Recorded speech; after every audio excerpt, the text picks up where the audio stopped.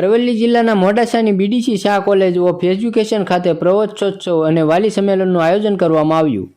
શહેરની વિખ્યાત teacher education college Shri BDC Shah college of education નવા શૈક્ષણિક વર્ષ માટે પ્રવેશ મેળવનાર નવા પ્રશિક્ષણાર્થીઓ માટે પ્રવેશોત્સવ અને વાલી સંમેલનનું આયોજન કરવામાં આવ્યું હતું.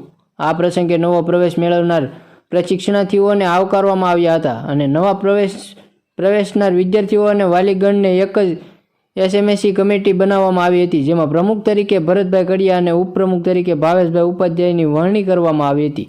ત્યારબાદ કાર્યક્રમની શરૂઆત દીપ પ્રગટાવીને કરી હતી અને પ્રાર્થના ગીત તથા સ્વાગત ડાન્સ દ્વારા કરવામાં આવ્યું હતું.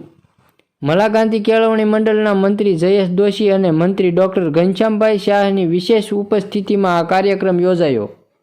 આ પ્રસંગે પૂર્વ આચાર્ય ડૉક્ટર મધુસૂદન બુટાલા મુખ્ય મહેમાન તરીકે હાજર રહ્યા હતા.